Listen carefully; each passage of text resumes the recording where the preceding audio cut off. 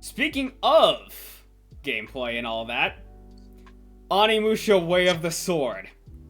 Let's go. Mm-hmm. Oh boy. I'm gonna let y'all take the mic on this one before I get into it, because I got a lot. All right, in that case, all right. When we first saw the house, nobody knew what was going to happen. Yeah. And it wasn't until we saw the spirits and the gauntlet that we all lost our collective shit. Basically. In fact, We all thought it was I gonna be think like a Sekiro sequel or something like that. Sekiro Shadow die 4 times. Die some more. But yeah, the idea that not only is Capcom coming out of nowhere with steel chair to crack over our heads with the form of Onimusha, we're getting Onimusha, holy shit, after 20 years, after almost 20 years. Mm. Yeah, because the last one was Onimusha 3. I'm just shocked that I'm still alive in a timeline where I can play a new Onimusha game. Basically what Arashi said, but it looks real pretty. Let me just say, it looks really cool, and I might give it a shot. It's just so beautiful. Oh god. Yeah. I'm gonna be hysterical for a while. God, Mestro, go ahead. Now, I'm gonna be honest here. I'm kind of like the blind person looking in because I've only like played like a few minutes on Onimusha game. My Onimusha exposure is minimal. I wanted to play Onimusha, but God said no. And I mean that by saying one day I went to a local game store, I bought an Onimusha game to play, took it home, played the tutorial fight, crash. The game disc would not want to work. I got a bum copy. Ouch.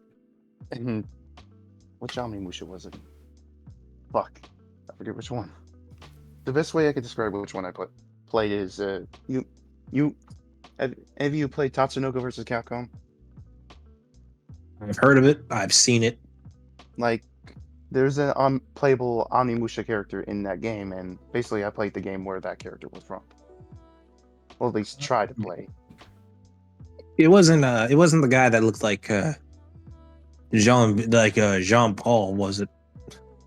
I think he wore like blue armor, wielded a big sword. Do you have any idea? Do you have the slightest idea how little that narrows it down? That could be anybody. But either way, I tried, but Well, consider this your official first Onimusha game. Well, I want to because I like the genre of game. But in this new one looks really, really good. The combat looks satisfying. It's really pretty to look at.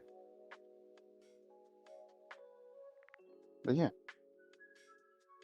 I'll definitely be looking into this one. Besides,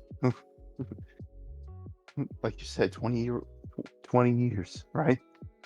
20 years.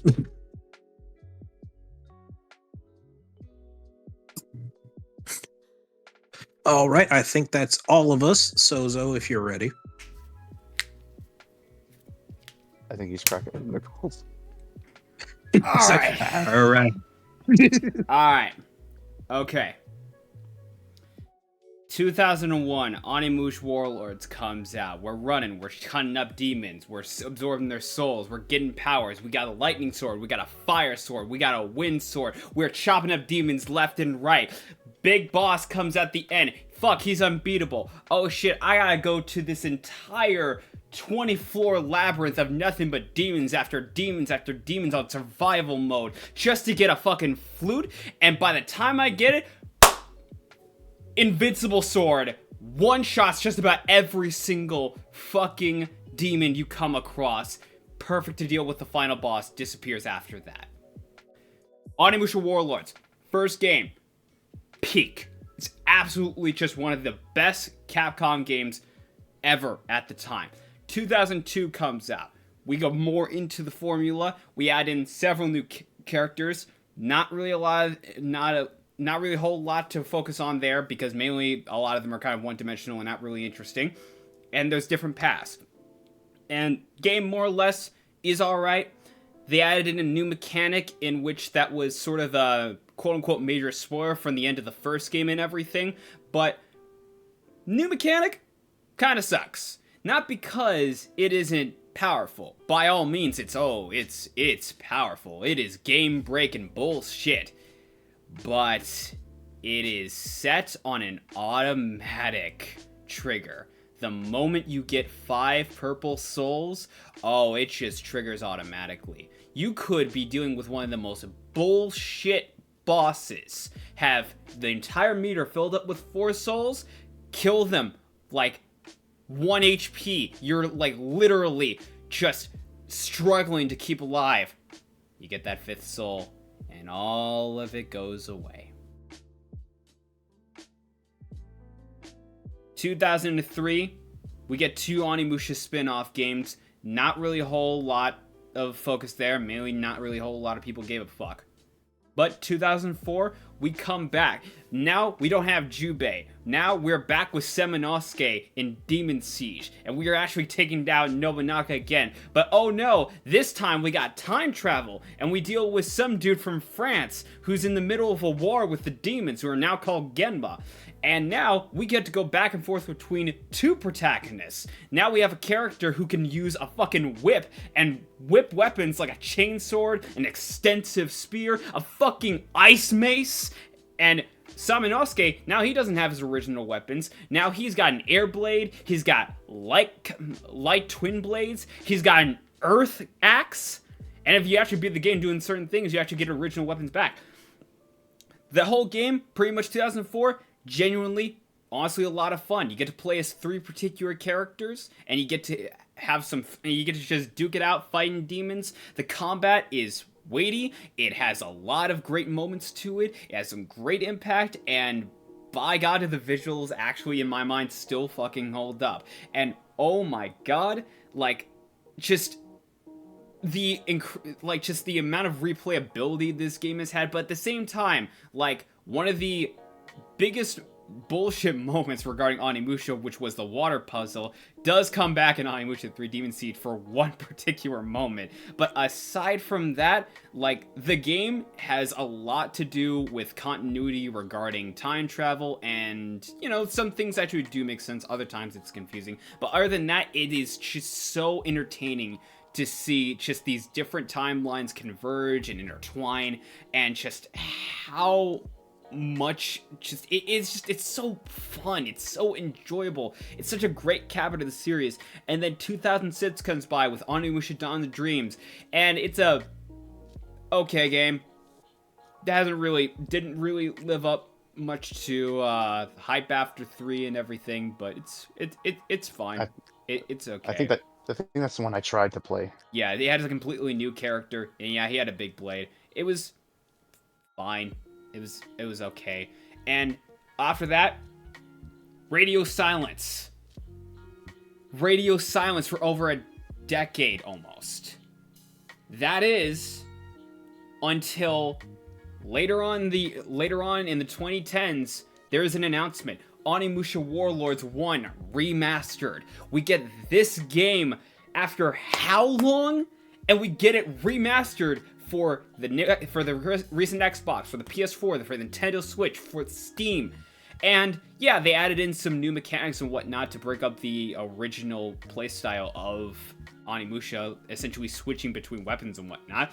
But it was cool. It was cool to have it back. I would still recommend playing the original if you can, but ultimately, the first remaster, it actually wasn't that bad, and it was great to play this game after so long. And also, fun fact, my brother fucked up the disc on PS2, so for years, I had been able to beat this fucking game, but because I could not actually watch the ending cutscene, I have, on record, never been able to beat it.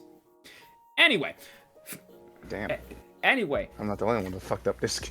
Yep. Anyway, so that was all we were getting, and honestly, I was satisfied because, hey, at the very least, you guys are aware Onimusha exists, and you did your best to preserve it with Onimusha 1. All I was asking for in return, hey, can you remaster 2 and 3 and rebalance them to be less aggravating in a lot of ways? Other than that, I mean, like, pretty much, I pretty much can't really get mad at just Onimusha 1 remastered, and pretty much that's all we had for a long time, and we've kind of been moving on to other stuff, because Capcom moving on with Street Fighter 6, Devil May Cry 5, like, they're moving on to other stuff, and it's okay, it's fine. 2024, and to add on what you were saying, yeah, many people across the board, I have seen different reactions. So many people thought this was going to be Sekiro 2. The amount of hope for a new Onimusha game has dwindled that significantly. We had all but given up on this series. Genuinely, across the board, I do not know anybody who thought this was immediately going to be coming out first. At least with, right? At least with Supergiant, right? When we saw that logo for Hades 2, there was some speculation like, hey, maybe we are getting some Hades 2. Because, hey, if it's Supergiant, one of their biggest games is Hades. They gotta make a sequel, right? Even though they've never made a sequel. But, hey, it would be really great if they made a sequel. Hey, look at that, they made a sequel.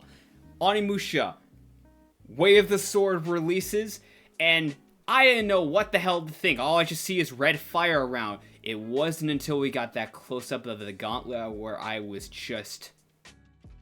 What? Are you kidding me? We are actually getting back? They knew we wanted it fucking back, and just seeing it. I have heard some people bitch about the graphics. Fuck you! Game looks beautiful. Like, if we can accept Elden Ring for how it looks, we can accept Onimusha Wear the Sword in 2026 for how it is. And quite frankly, I don't give a fuck that it's gonna take another year, maybe even more time to actually release, because quite frankly, that gives me more time to actually save up money for pre-ordering this game, because you bet your fucking ass, I do not like pre-ordering games. You can bet your sweet ass I will absolutely be pre-ordering this game the moment I fucking can, because this game, this is just, I cannot stress how fucking excited I am for this. The fact that the trailer showcases a giant ass fucking demon and you're able to throw that bitch around as if it's fucking Devil May Cry again? Like, bro, sign my ass up. I want more Onimusha. I want this so goddamn bad. I can taste it. I love this series with every fiber of my goddamn being. It is a shame that we got some mid to low tier spin-offs and sequels and whatnot, but hey, it's okay, because if we can get a genuinely fun experience that's challenging like we did back in the day and more, I 100% will forgive the entire wait. This is catering to my nostalgia, I'll 100% say it, and I fucking love it. I absolutely cannot wait to see what they give away for Onimusha Way of the Sword. So if you guys need more time to cook, fucking I will give you as much time as possible to cook. That is my piece. Okay, well, first of all, holy shit, that was beautiful. Yeah. And I could just feel the love for the series from over here, and like, goddamn. Your amount of passion. There is a level I genuinely love to this day in Onimusha 1. You're going through, like, different parts of the keep and everything, and you meet 3 big hulking-ass demons. And, yeah, you know, this game, early on, it'll introduce you to a big hulking demon with horns and everything, and he does some major fucking damage. Like, one swing, oh, you are done for at least 5 seconds, and oh boy, you're gonna be lucky if that's all he does, because if he gets close up to you, he'll start to slam you on the ground with his axe. Onimusha is a difficult game, but it's not impossible, and putting you against 3 big hulking demons, 3 to 4 big hulking demons, with limited resources being your weapons and magic system, that you have to go to places to recharge, or be lucky if you can get some soul stat to recharge it. Like, this predates Souls-like as a genre. But at the same time, with the way it's handled, it is significantly a lot more fun to me than Souls-likes. Well, all right then. All right. And ladies and gentlemen, this has been the Artstation with his piece on the origins and history of Onimusha. Thank you for coming to my TED Talk. But no, overall, that just made me even more excited for Way of the Sword coming out in 2026. Yeah. Oh my god, I could gush about, like, in the same vein of you, like, here's why genuinely I do not give a shit whether or not people gush about stuff like Final Fantasy or Kingdom Hearts in a call, because I know 100% what it's like to find that one series you are fucking nostalgic for and you fucking enjoy. Like, if it means that much to you, absolutely go off. All right, then. Good to know.